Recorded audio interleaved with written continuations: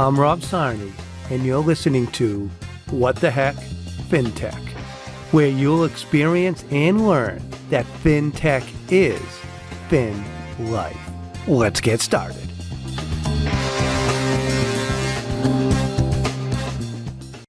Okay, everybody, you're in for a treat today.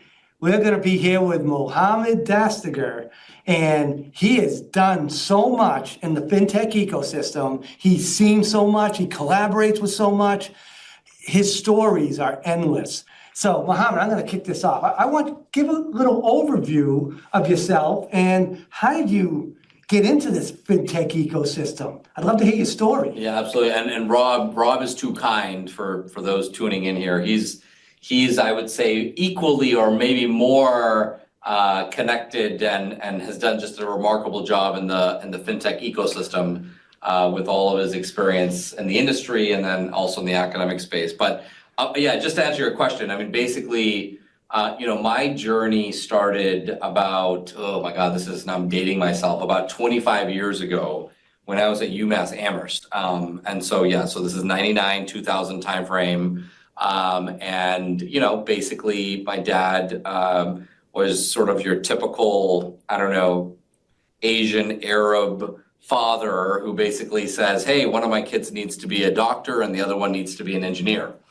And so I went the engineering route. So I did computer engineering and electrical engineering. And, but I always knew that my DNA and my passion was building things, right? And so ironically, or I would say very luckily, I met a couple of really smart international students while I was in college at UMass Amherst. And we launched a startup. And this was, again, just to me, the right place and the right time. The startup was focused really on the .com era. So you can think about, like, our main competitor was GoDaddy.com. We were building websites for mom and pop shops in Western Mass, Northern Connecticut, New Hampshire, Vermont. And it was all about basically getting into e-commerce and e-trade. So if you had like a local restaurant that would normally print out its menu 5 days before it was going to actually have that dish ready because it wasn't being advertised online, here we were saying we're going to spend $500 to launch a website and we'll host it for $100 a month, just to give you an example. And so people were like, oh my God, that's awesome because now I can change it whenever I want. I don't have to wait to publish. So you went sort of from the paper route to the digital route, and that's really where we started. So that experience was one that really has shaped, and I've kind of carried through that over the last 25 years in different ways. In 2007, not knowing that the economy was going to tank, I actually I had two startups. The other one was another startup that was more focused on customized solutions for banks. So smaller banks like Florence Savings Bank, Berkshire Bank, kind of your more local banks, right, in that particular community. But I sold both startups in 2007 and then wasn't really planning on joining corporate America.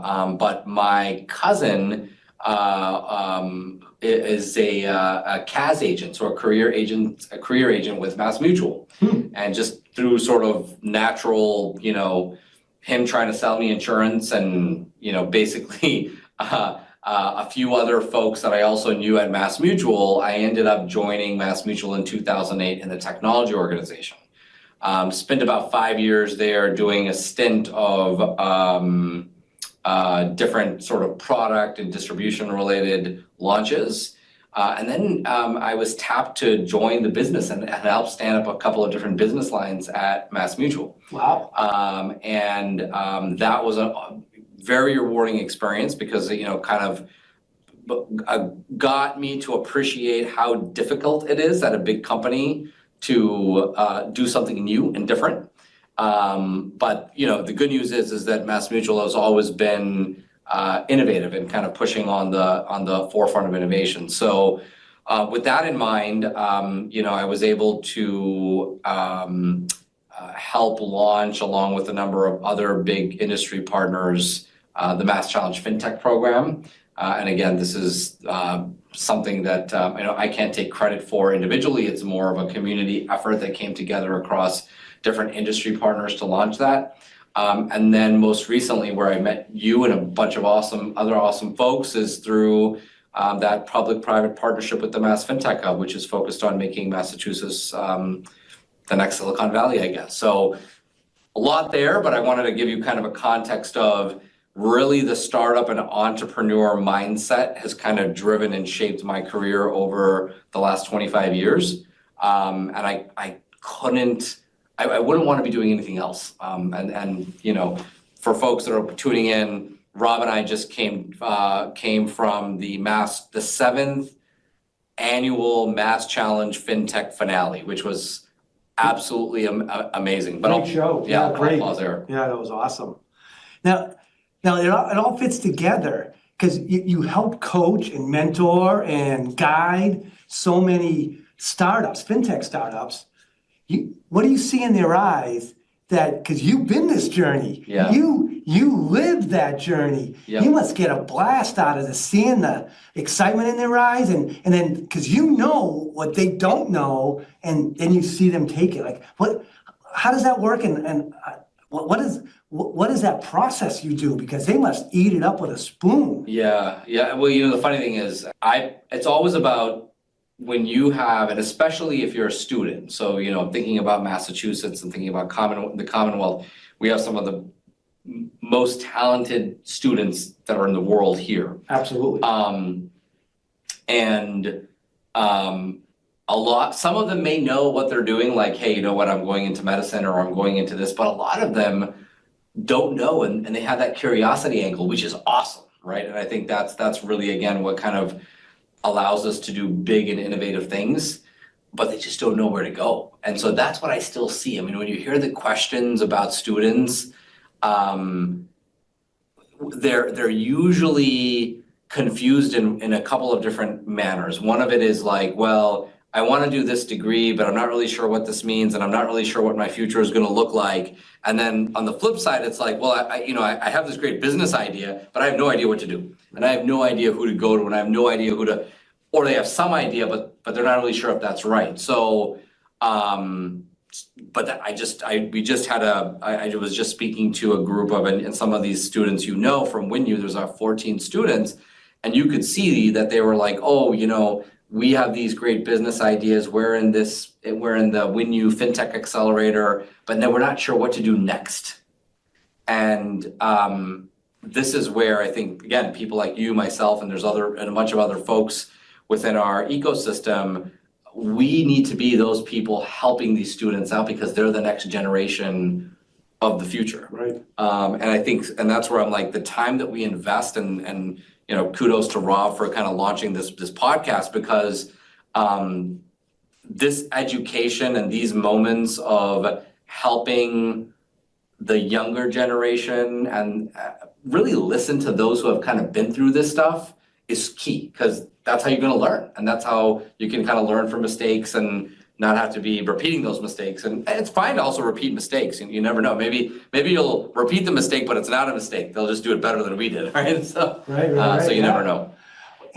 Another question, follow-up question to that. So, I mean, a lot of the startups that we saw at Mass Challenge, some young, some, you know, older. Yeah. Like, do you see a difference there, or is it really just an experience situation where they need to do more, I'm going to make this up now, might not be the right thing, more customer discovery, or to dig more into the unmet needs of their customer? Like what do you usually coach them on, and what are the indicators we're like, oh, they're not ready for that next level yet until they do whatever you had to do as an entrepreneur? It's a very good question. I think I love the analogy. So there's one startup that we've been mentoring and coaching, and you know him as well, Karan from Posh. Yep.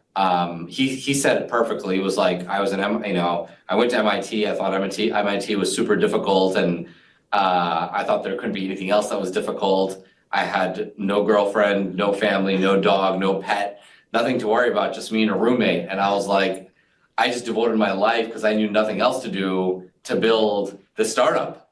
And so he was laser focused on what he was doing and super committed and never gave up, right?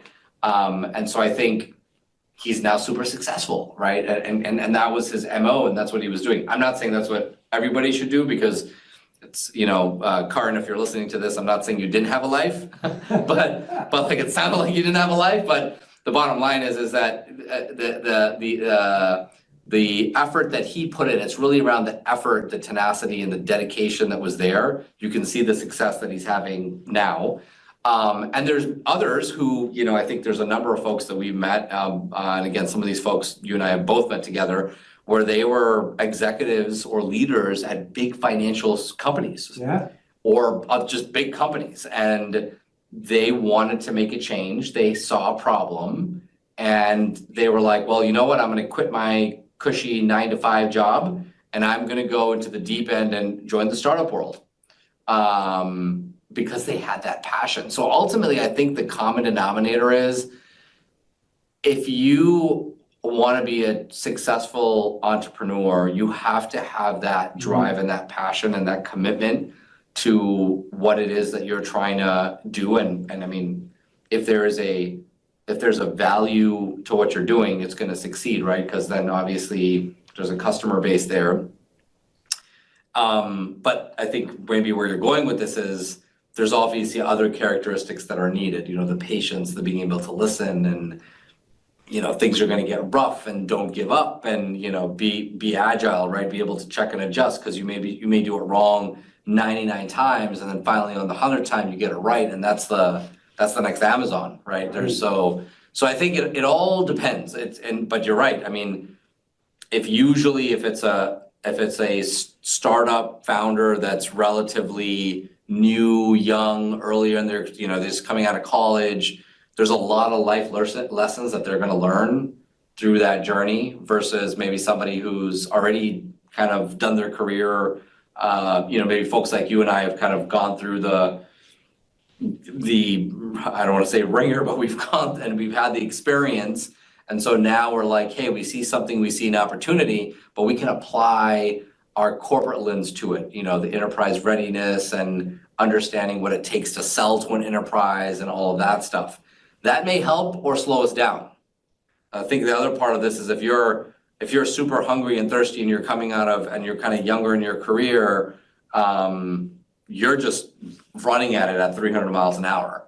And so you may be able to actually get to your destination quicker, maybe or maybe not. It all depends. I think it all just depends on what it is and what it is that you're trying to build. But I think the main sort of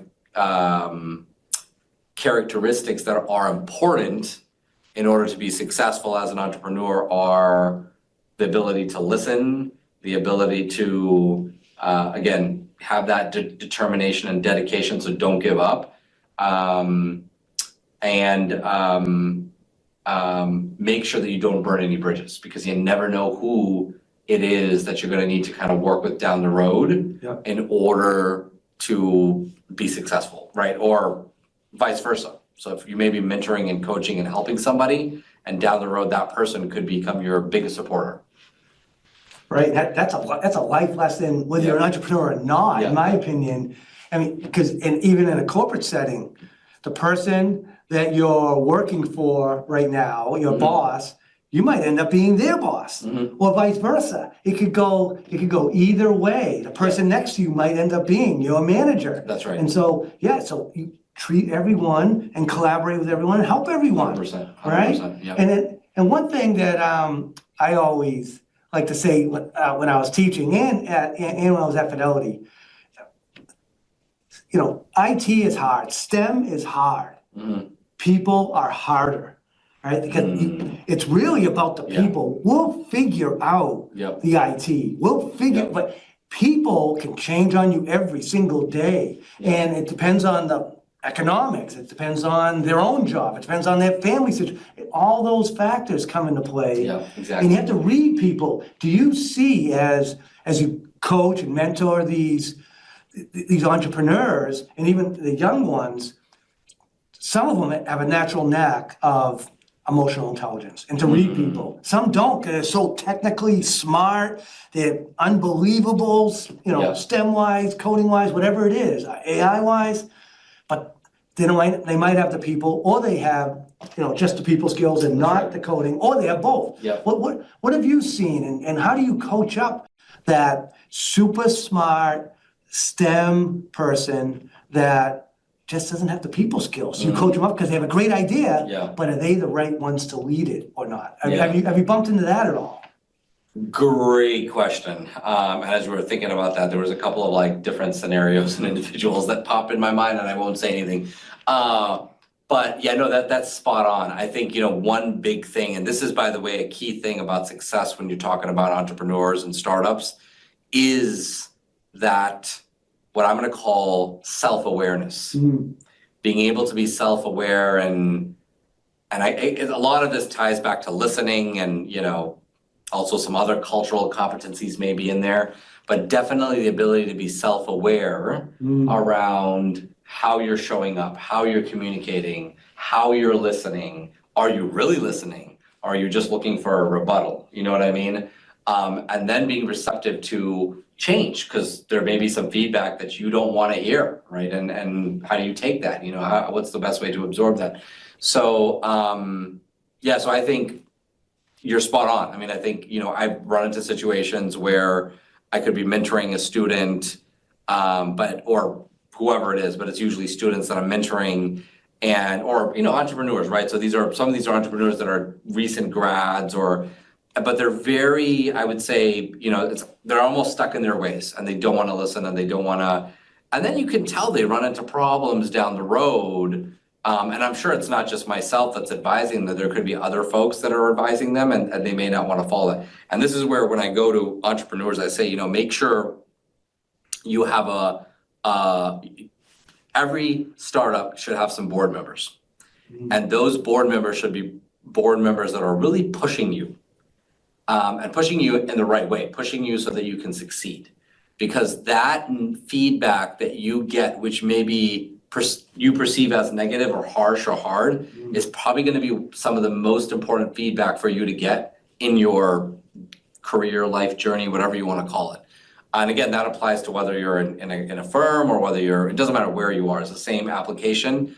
As long as somebody's not, and by the way, you may get people who are rude to you, and who are dismissive, maybe even jealous, or intimidated by you. But don't let that change your behavior or your attitude. So ultimately, what I always go to is, treat everybody with respect and treat everybody how you want to be treated. Even if that person isn't treating you well, or, maybe you're perceiving that it's feedback that's going to hurt you, take it, listen to it, really reflect on it, and think about what is it that you can do to maybe address the feedback they're giving, because maybe in some cases they just don't understand. So they're giving you feedback because of a lack of understanding. Who knows what it is? But it's almost, so where I go is basically treat everybody with respect, treat others like how you want to be treated, and assume positive intent. Assume positive intent. And that's going to help you, again, in any situation you're in, so that you're avoiding conflict. You're not running away from conflict. Now, somebody comes and punches you in the face, that's a different story. That's a different, right? But this is usually words that can be perhaps misconstrued. Assume positive intent. And if it's something that perhaps is very direct and negative, maybe very hard to assume positive intent, and maybe hard to swallow that fact and that reality, take it and know that you're the better person just walking away from potentially a contentious situation. But I would still reflect on it, because maybe there is something there that you're missing and that you just don't want to admit. But I think that's the key thing, kind of going back to your question around I call it maturity. I call it just maturity, right? And again, you have a broad spectrum of folks. You may find folks that are really young in their career, and they're actually more mature than some folks who have been doing stuff for 20, 25, 30 years. And it's just the way that they're wired. It's just the way that it's their DNA. It is what it is. And so, you're going to be able to change them? Probably not. So you gotta be able to know how to just manage these different situations and personalities that you may encounter in life. Yeah, and I've seen that throughout my career. I totally agree. I mean, it's all about, assume the best of that person. Yep. Until they prove otherwise. Yep. They're there to help you. That feedback, be a feedback junkie, and it might only be 10% of it might be usable for you, but it's not zero. Yep. So ask more questions, understand, smile and say thank you for that feedback. Because if you don't, they might not give you feedback again. That's right. Because you can't take it. Yep. It shows that you're not coachable. Exactly. And I'm a big sports guy, and if you're not coachable, I don't want you on my team. That's right, 100%. So that's I've seen that in the corporate space, and as I see more startups and collaborate with them, coachable is huge. Yeah. And that goes back into all the other things, listening and all that. Yeah, good I stuff. love that analogy, Rob. That is so true. The coachable, that is super important. Yep, 100%. What a great conversation with Mohammed. Please come back for part 2 of our conversation with Mohammed, where he shares where fintech is going in the full ecosystem and what Massachusetts is doing to plug right into it. See you next episode.